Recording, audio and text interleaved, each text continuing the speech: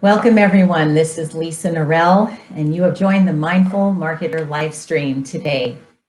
I help marketers and CEOs accelerate growth and innovation. I'm a frequent speaker, advisor in LinkedIn Learning and Skillsoft faculty member. And today is a special day. We're currently streaming from LinkedIn, Facebook, and YouTube as well.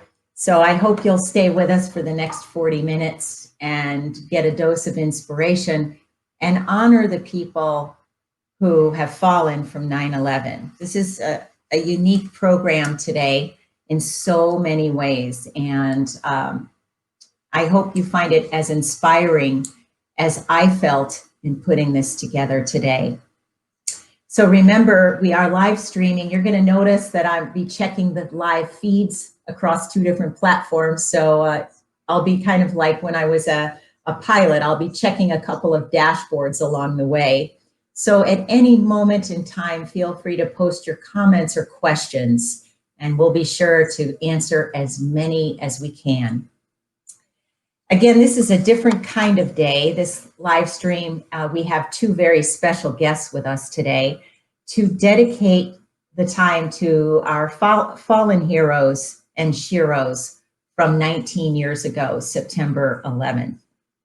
You know, I remember exactly what I was doing on September 11th. I remember the wind, I remember the air temperature, and the moment that my parents called me when I was living in San Diego, California, to tell me about the fallen Twin Towers and the Pentagon and all of the terrible tragedies that occurred on that day. It was a traumatic moment to rival what we're all experiencing now. And, you know, I'm the daughter of a World War II veteran and someone who actually worked in the Twin Towers. I had clients in the Twin Towers. It was just one of those weeks I didn't visit with them.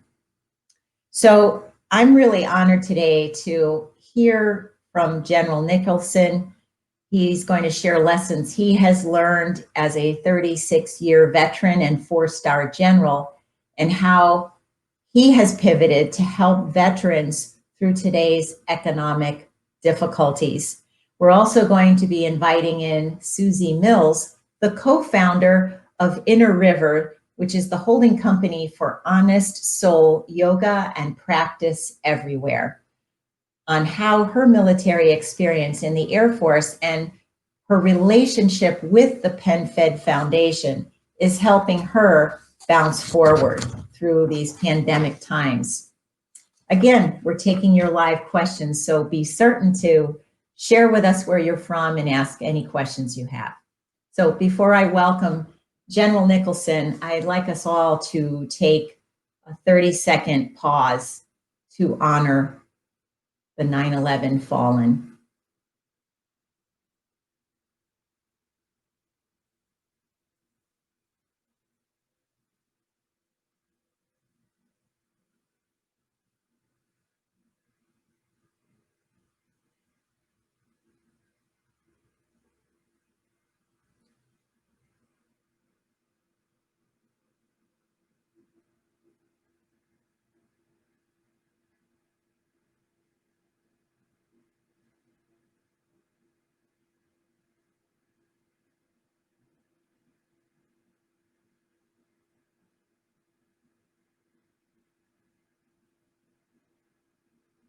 Thank you all.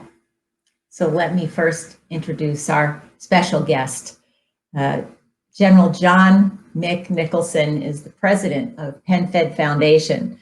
It's a national nonprofit that provides service members, veterans, and their businesses with the skills and resources they need to improve their financial stability. Since its founding, the foundation has given over $30 million in financial support to our military community. What better way to honor our 9/11 heroes and veterans than to do this today? He's also a retired U.S. Army 4-star general. His service spanned 36 years. He last commanded U.S. forces in the Afghanistan War and NATO's Resolute Support Mission, and he is the longest serving commander in Afghanistan with over 6 years in combat. Now, all of us probably remember 9/11 and what we were doing, but his story is pretty special. He had just joined the Army staff as a lieutenant colonel, serving as a strategist for the Chief of Staff of the Army, General Eric Shinseki. His office was just 100 feet from where the nose of the hijacked Flight 77 crashed into the Pentagon. So I want to, again, thank you for joining us today on this very special day. I know you had a very special morning. Love to hear you tell us about it. Thanks, Lisa. And thanks so much for hosting this program, and especially for remembering and honoring our fallen from 9/11 and all of those since then who've helped to keep our country safe. Thank you. And thank you for your service. Oh, you're very welcome. It's a pleasure to be with you, and it's great to be able to talk about our veterans and the contributions they make off the battlefield, as well as the ones they made keeping our country safe. And we had a ceremony this morning here at PenFed, and PenFed has many veterans in the organization. And of course, we serve many service members and veterans with our foundation, focused on their financial stability and financial opportunity. But today was a day of remembering. And we had a number of the veterans who serve here, who spoke about their experiences. As you mentioned, but by the grace of God, I was not in my office that day. We were moving into our new home. Our move had been rescheduled. I should have been at the office, but I wasn't. And as you mentioned, the plane passed within 100 feet. And sadly, we lost many friends and colleagues that day. And since then, many have been in uniform, were inspired to ensure that this never happened again to our country.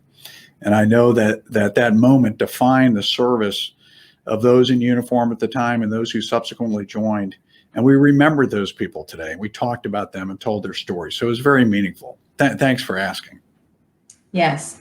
And I saw on a lighter note that when you spoke today, you actually had West Point with you at the ceremony. Tell Sure. Let's bring a little levity now as we look, we're talking about bouncing forward. Right. We're not talking about living in the past today. And so as we all are together in this bouncing forward, tell us a little bit about West Point, how he's helped you as a leader bounce forward.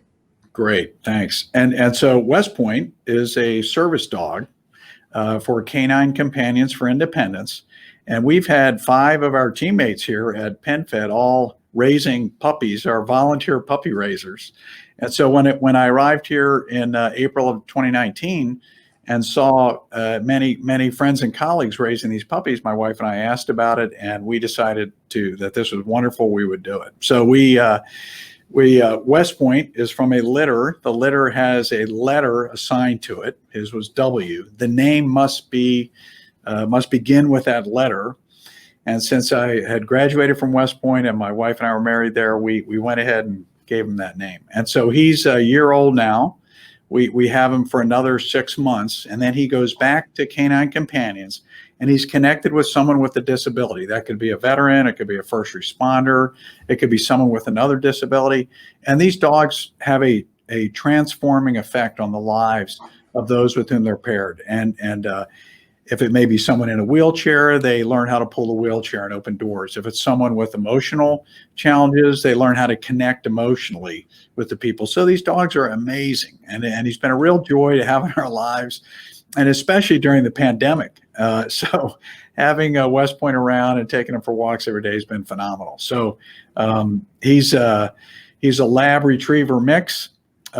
We do training every other week. We get together with professional trainers, and so we learn how to train him properly and care for him. And it's going to be tough to send him off to his big job in February. We know he's going to be great. So we're really happy to play the part and bringing him on board.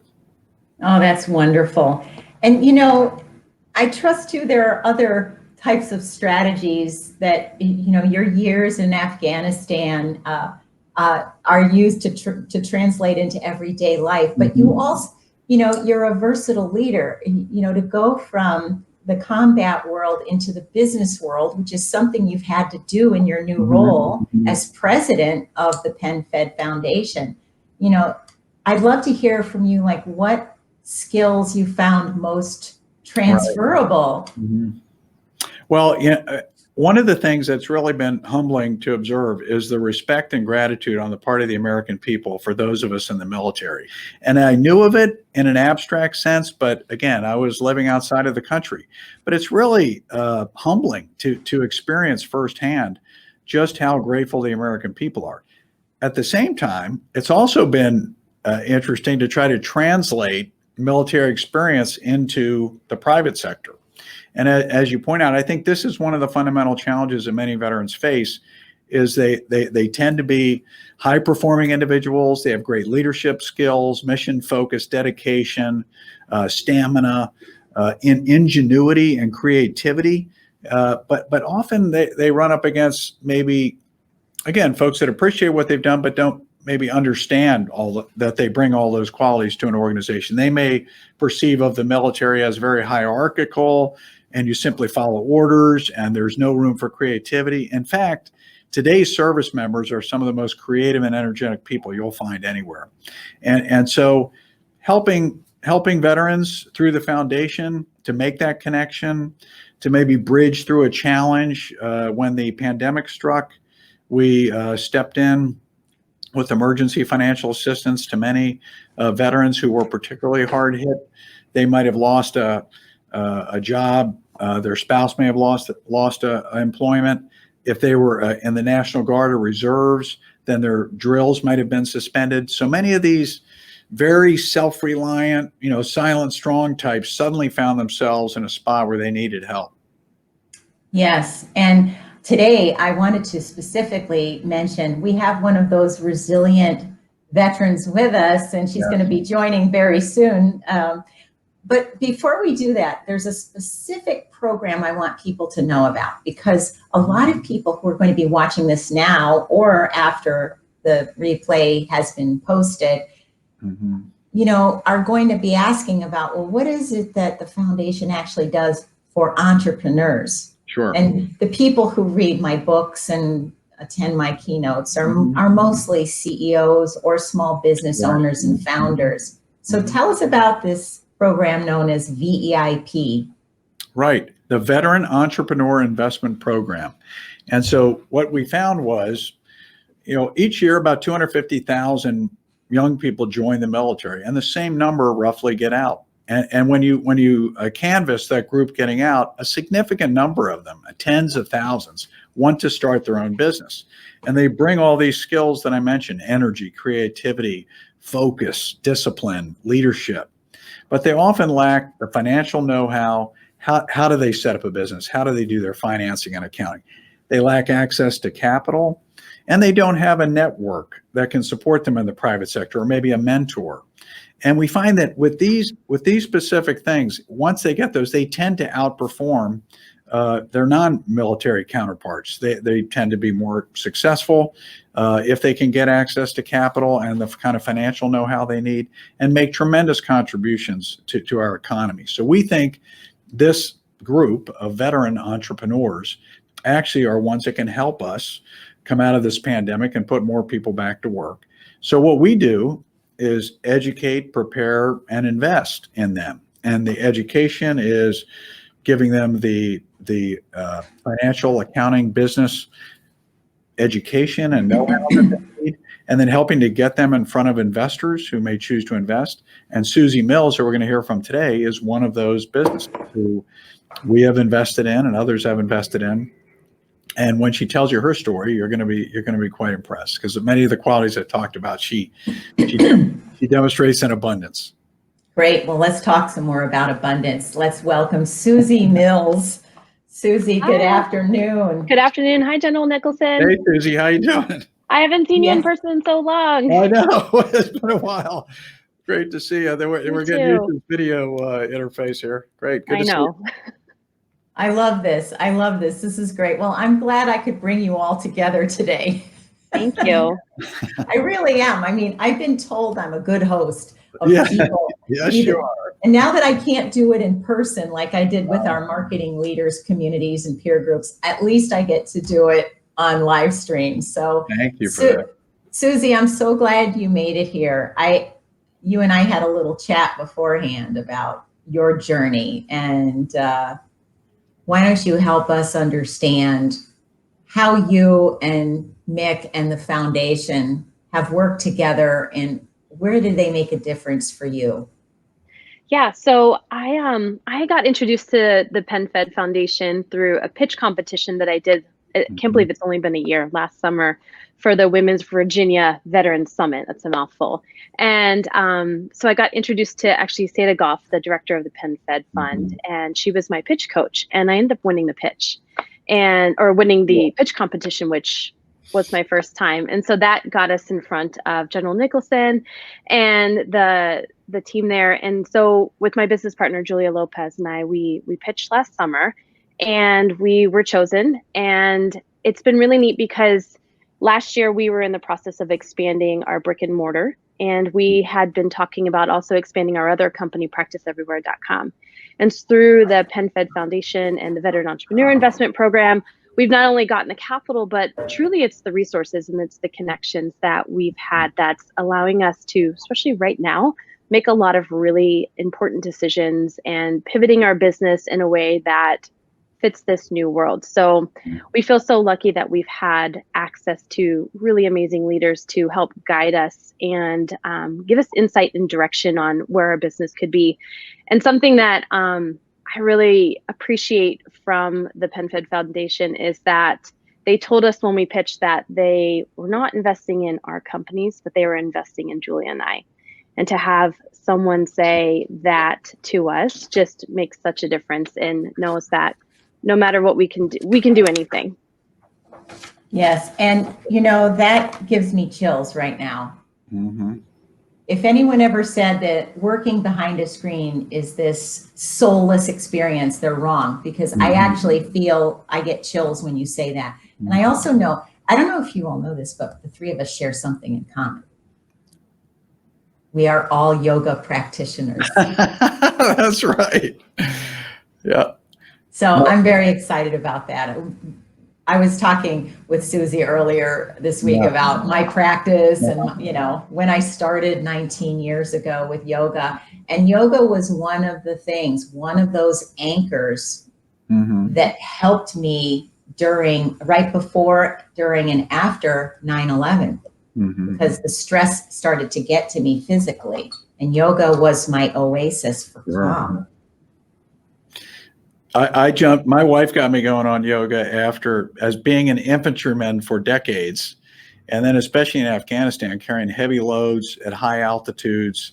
And then in my 10 years in the airborne assignments, jumping out of airplanes and landing hard, had a lot of orthopedic issues. And so yoga is one of the best ways, and it's recommended by Army physicians as well, not just for flexibility, but really to help you with the orthopedic issues, the variety of things that can happen to infantrymen.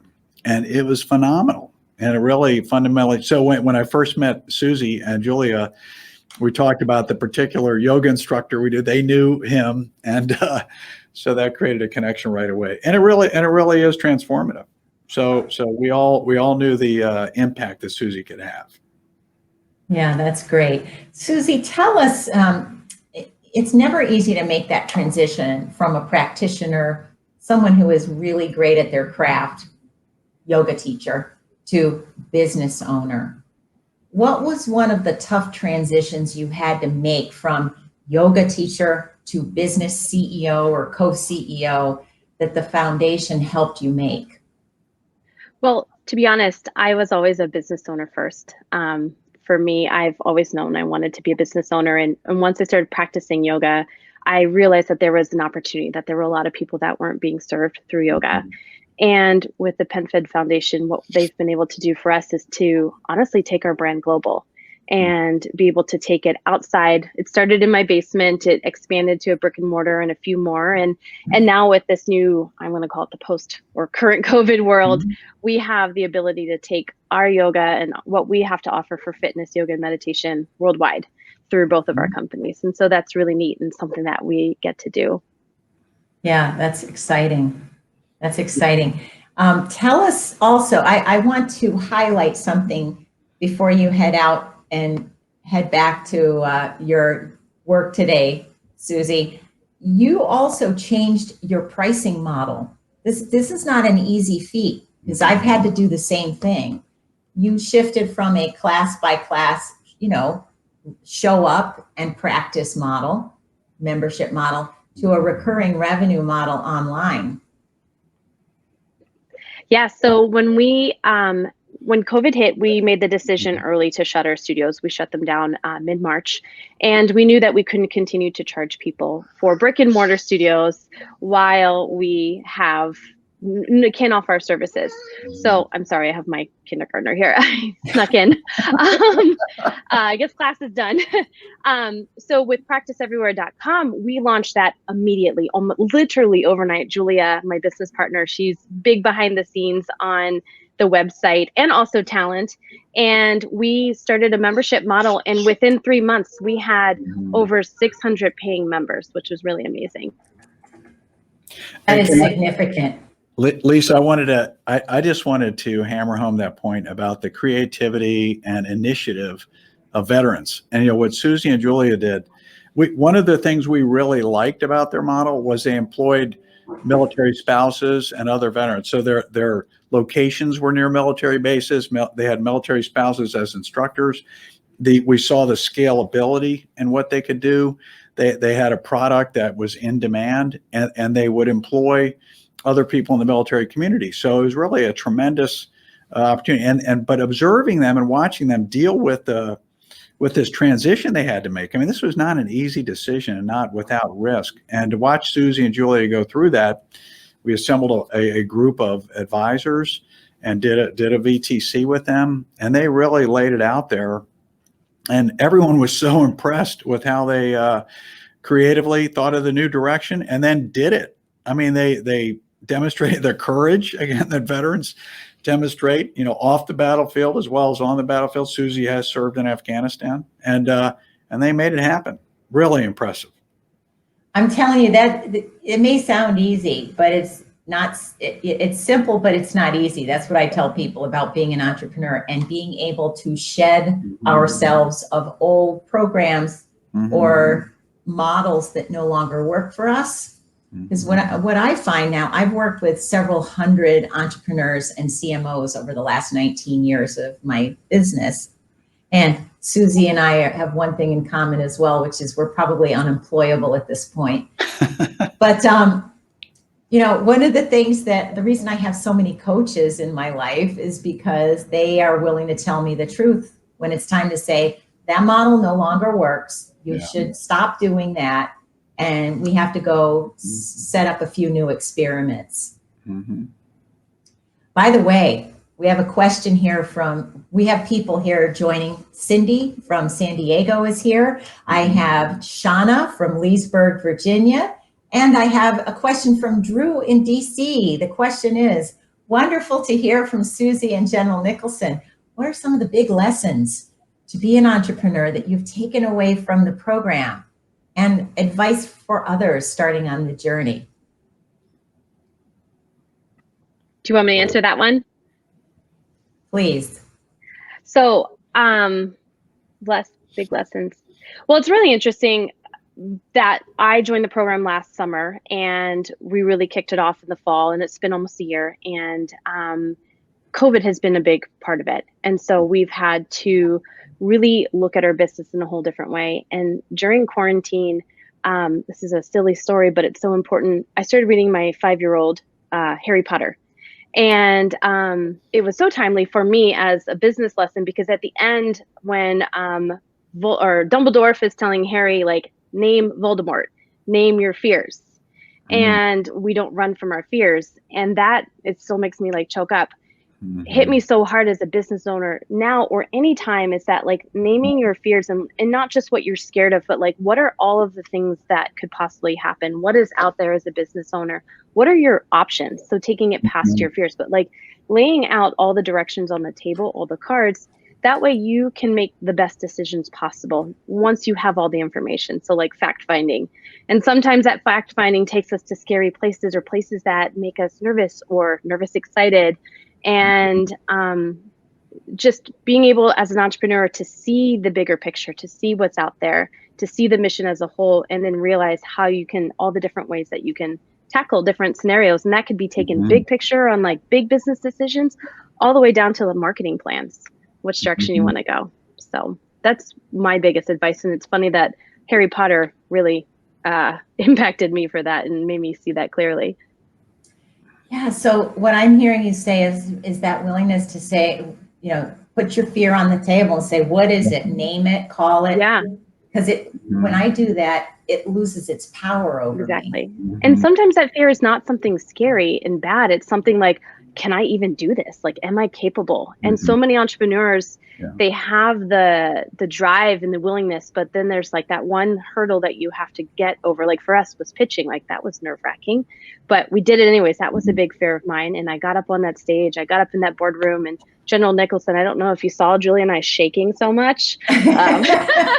No, I was so, that's why I say I was so impressed with you both, Suzie. I mean, there was a bit of a grieving process. You know, they had built a vision for their business. It was around the brick and mortar locations. They'd worked very hard to get them set up. They'd done a great job of marketing. They had a great business. And then they had to walk away from that model just overnight. And it was a bit of a sense of loss. And it was, and you could see they, you know, emotionally felt that they had to let go of this vision that they had for the direction of their business and embrace a new vision. Yeah. And that requires a lot of courage. And they did it. It was so impressive to watch, and they did it, and it's worked out well. Worked out great. That's wonderful. Yeah. So before you leave us, Suzie, where would you like your business to be a year from now? Give us your vision. Because I'm a big believer in the more people we tell, the bigger the probability it's going to happen.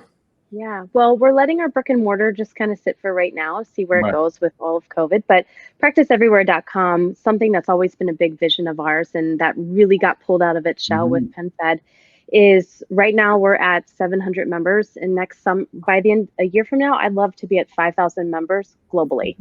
And to be able to take our website and our people that we have on our team teaching literally from all over the world. We even have a military spouse in South Korea right now teaching for us from South Korea, but get global, become even more global than we already are, and have 5,000 members on our website. That would be huge and life-changing for our business. All right, let's hold that. You know, we hold intentions when we start our yoga practice, when we get on the mat. So why don't we all, who are watching and listening to this today, let's all hold the intentions for that to come to life. Thank you. Yes, absolutely. Well, Suzie, we hope many, many millions of people go to practiceeverywhere.com and benefit from the calming, focused nature of yoga through your organization. And we're very grateful that you were here to be with us today. Thank you so much, Lisa. I really appreciate the invitation. We'll see you back in the live stream sometime. All right. Bye. Thank you, General Nicholson. Bye. Thanks, Suzie. Great to see you again. You too. Success stories, very inspiring. Very inspiring. And of course, there's, you know, when we had the investors around the table working with Suzie and Julia, you know, they're asking tough questions and you know, about the model and the way to go. And what was so impressive, and I come back to these qualities that veterans possess. They're courageous. You know, they're willing to take risk. They're willing to put it out there. And that's not a gamble. I mean, it's a risk. It's a calculated risk. It's done with advice. It's done with within the framework of a financial understanding and a business plan. But at the end of the day, they took that step. And as she said, they've you know, hit pause on one aspect of their vision and developed this other one, and it's worked out well. I mean, fundamentally, the model, the idea that their instructors move around the world and the business moves with them. They took that virtual as opposed to brick and mortar. And it was in retrospect, you say, of course, that's a great concept, but it involves some courage to make it happen. And they did it. It does. And this is one of several industries where we are just seeing an explosion in demand. The portable fitness industry. Right. Peloton certainly helped lead the way in this. And just they just reported their numbers on Wall Street yesterday. I think they were, well over 100% in their EPS results. The benefit, I'm just going to riff a little bit here on practice everywhere because, I went in and did my secret shopper thing because I'm a marketer and, I couldn't help myself. And one of the things that struck me was that, there is a pricing model for every level.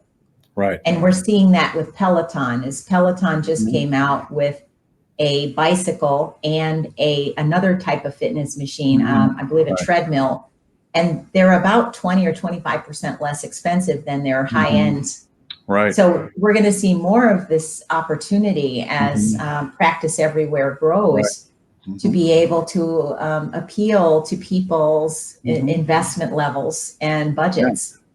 Right, exactly. And this, it's as if you were sitting in on some of the conversations they were having with our team of experts. And we have a group of investors who've invested in many veteran businesses, and they help veterans to understand those nuances of their pricing models and how they're going to scale up if successful. This actually presented an opportunity to scale up faster than they had originally anticipated.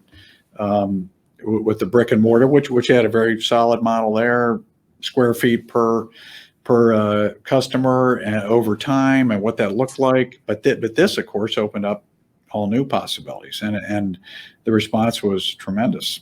And so, but this, we've had over 17 companies pitch at our quarterly investment review boards, and we bring in investors, not only the experts from the credit union, but also other investors and veteran businesses. And what we find is the questions you're asking, the issues you heard Suzie discuss, are usually the gaps that need to be filled in a veteran's understanding of business and how to translate that vision into an executable business plan, and then get the resources. That's where we step in kind of early in the process when they have the good idea, they've done their friends and family fundraising, they need that additional level to get to the next level and really begin to scale up.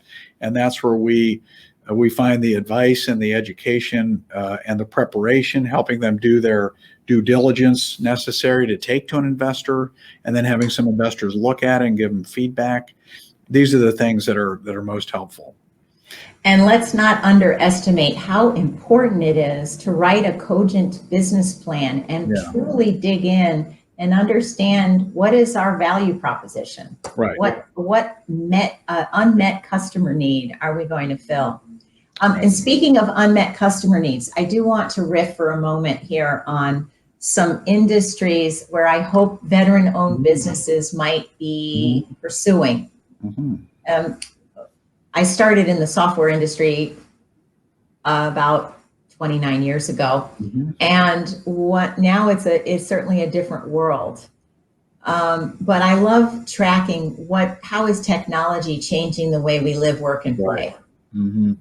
So as we look at industry opportunities, I invite people to look for new customers in areas such as commerce. How can we make e-commerce a part of our model? How can digital contactless payments be part of our model? Video conferencing, which we're doing right now, right? E-learning, $190 billion industry now. 3D manufacturing, autonomous vehicles, smart robotics. We're going to start seeing robotics entering the food and beverage and restaurant field. And wearable health monitors. I mean, what would I do without my Orange Theory fitness band, right? These types of wearable monitors, and of course, telehealth. So I know this is a horrible time. I've had a couple of clients shutter their doors in the Right. last 3 months because of COVID, because they didn't look for new opportunities. They Right. stuck to old business models, or they waited too long to shift their staffing models. Right. So what I'm inviting everybody to do and to remind you, this is the time. Customers are hungry for new ideas. So find those new ideas like Suzie did and her partner Julia, and harness them now, because the customers are waiting for you. You know, here at Pentagon Federal Credit Union, which supports our foundation and pays all of our overhead, so the money we raise goes straight to entrepreneurs like Suzie and Julia. It's been interesting for me running the foundation to watch how the credit union has navigated this. And it's fascinating to see an organization providing financial services has gone to 80% remote and 15% phone. And so you end up with a very small percentage of actual in-person contact, and still exceed expectations in terms of mortgages, taking advantage of the lower interest rates, has sent their mortgage business at 200% of where they anticipated they would be this year. And to be able to do all that remotely was incredible to watch. And so this credit union has actually hired more people as the pandemic deepened. They hired more people in order to man call centers and to be able to do the remote work necessary. So it's almost counterintuitive, but it does represent, as you say, this kind of agility and ability to see opportunity in the crisis and to move with it.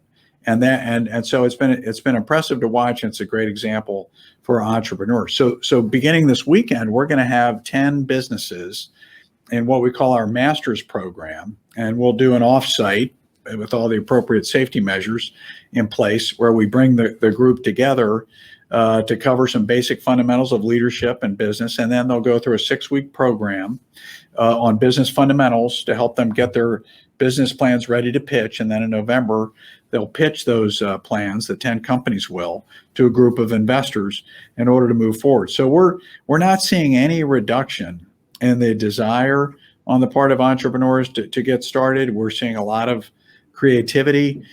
We've had businesses pitch that, for example, without getting into specific names, but doing many of the things you talked about.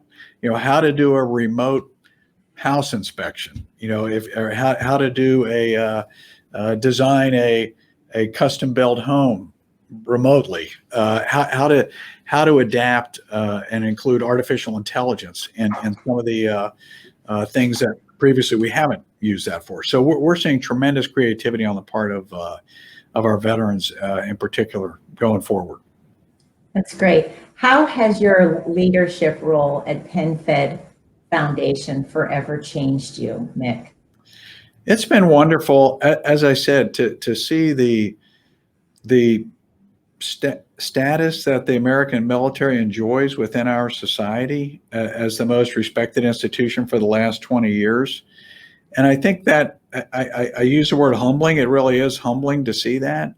At the same time, I think I've also seen maybe a gap in understanding between veterans and society. The number of people serving today has shrunk down to a very small percentage. We're not a drafty army. We're an all-volunteer force.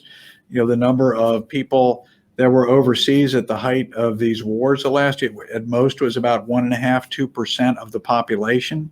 So even though there's tremendous gratitude and respect, there's perhaps a lack of understanding. And so making that connection and helping people in society who respect military members to maybe understand what they bring to the private sector, and how there are many skills that carry over. There's many attributes and qualities that carry over that can be great, make them great employees, great leaders, and great CEOs or heads of organizations. And so I would offer to those in the private sector watching, please consider hiring veterans and bringing them on board. They make great leaders. They'll be great teammates. They're used to working in high performing teams that accomplish their objectives. I mean, this is who you're bringing on board. So I think that's been that, seeing that maybe gap in understanding firsthand has been an awareness for me and helping to close it. Yes. And mainly just working with these outstanding Americans who've served their country and now want to serve in their communities. It's been tremendously gratifying. Well, we want to help you keep on keeping on, because this is a very important time to not only support our veterans, but to give rocket fuel to our small business communities. Right. I'm a member of that small business community. So I really wanted to shine a light today on the resilience of our armed forces members and our veterans as we go forth and reflect on lessons learned from 9/11 and lessons we can keep learning from one another as a solid community. So I just want to honor you again for your service. Oh, thank you. Mick, and for being with us today for this program. I've never done anything like this. So I kind of went into this with a little trepidation too, how's this going to go? But I think you've provided some excellent stories, and for me, some marvelous inspiration, as has Suzie. So we look forward to seeing you again here on our live stream. Thank you so much, Lisa, and thank you for allowing us to share our story and Suzie's story with everyone. And there's many more stories that we can share in the future. So look forward to our collaboration going forward. Thanks so much. I do too. And I hope everyone will visit the foundation and learn more and give where it's needed. PenFed Foundation.